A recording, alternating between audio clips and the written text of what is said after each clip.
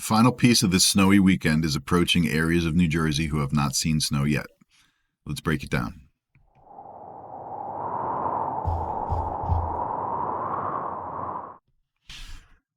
All right, so the first thing I want to do is just take a look upstairs, right? Let's look at the upper levels. And we do not have mediocre upper level dynamics here. We have a decent ridge over the western U.S. We have a deep trough over the eastern U.S. We have our low that's forming right here. It's about to move out this way.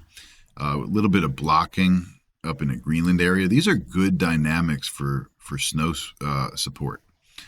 And I believe this is why most of the waves this weekend, this multiple snow wave weekend, have performed above expectations. So let's look at a little bit of radar. Go to the zone watch radar here. So again, let's draw the low, right? The low just formed here. It's going to be tracking out this way. And then we have this entire envelope of precipitation here that's, forming like about like this. And you have all this precipitation down here that still has to come this way beneath that envelope, right? And that's what's going to bring our precipitation to New Jersey this evening. The radar is going to fill in. Right now, let's call it like 1:20 p.m. by the time I get this uploaded and posted and everything. But between now, 1:20 p.m. and maybe 5 or 6 p.m. This evening, this radar is going to fill in over New Jersey.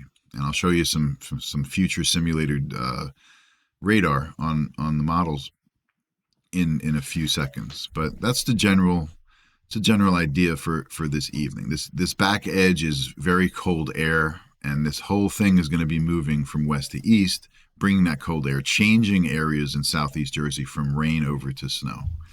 But that is the general idea. Now, on the future simulated radar, we'll take a look at the Mid-Atlantic first. This is now kind of in a lull. This weekend was supposed to be two distinct waves, Friday into Saturday, and then all day today, Sunday. The Friday into Saturday, we had like 1 to 3 inches predicted, isolated amounts of 4 across the EPA, Northeast PA into northern New Jersey, right? The D zone of that original map. But some of those areas saw 3 to 5, isolated 6. Then this morning was supposed to just be a little wave of energy between the two main systems, and that dropped another 1 to 3. So you got people in those areas up there, northwest of the 95 Turnpike corridor, who are sitting between 6, 7, some of them 8 inches right now. And again, the frontal boundary that was supposed to push through Jersey faster was much slower, and that's what allowed more energy to ride both waves and have both waves impact Jersey. Now, essentially 3 waves if you include this morning. But the areas that have not seen that much snow yet are southeast of the I-95 Turnpike corridor, right? This whole area here. So this is 5 p.m. We'll go back to now, right? Now, not much happening, but we are going to fill in. See that fill in over the next few hours?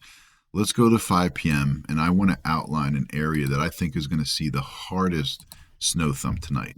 It's probably going to start somewhere around here up in New York City, maybe 20, 30 miles inland down into Atlantic County, and then it's going to come up right here about like this, right? Now, these immediate coastal areas, you're most affected by the warmer marine layer. The baroclinic boundary is last to crash below freezing there.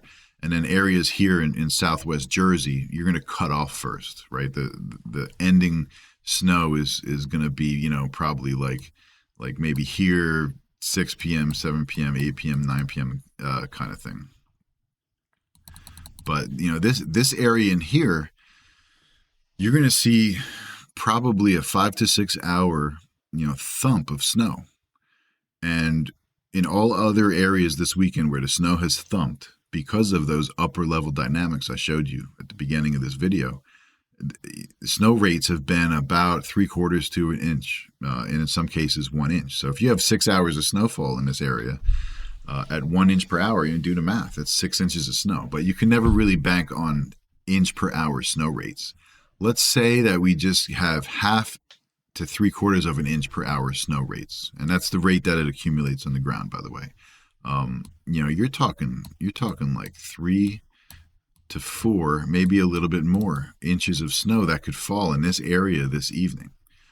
Because as we rock through, this is 5 p.m. 6, 7, 8, 9, 10. It's 11 o'clock by the time this tapers off.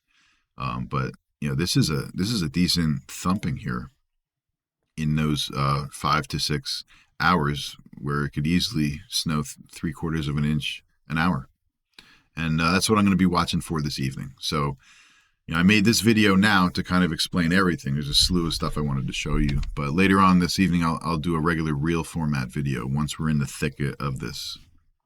Now, looking at the future in a little bit, it's going to be very cold starting Friday of this week. And real quick, let me just go back to this. There's one more thing I wanted to outline. So if this area is like in a 3+, you could probably go to this.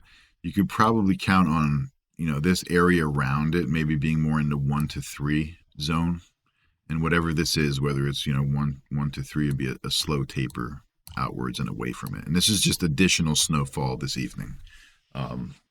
This area could expand a little bit and be more outwards this way, but the area in here is the area I'm most confident that's going to snow thump this evening. All right, so anyway, this week, Monday's going to be tomorrow. Monday's going to be kind of mundane. Maybe highs in a 30 type stuff. Tuesday's looking really cold because the Arctic front comes through and we settle under very cold air. It's then going to moderate a little bit Wednesday, Thursday. Maybe highs are back into the 30s, lower 40s. But starting Friday is going to start a prolonged period of cold temperatures that we have not seen in a while.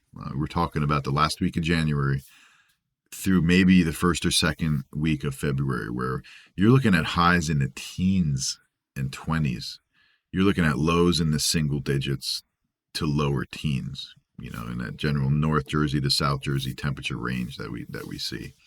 So very cold temperatures, 2 to 3 week period.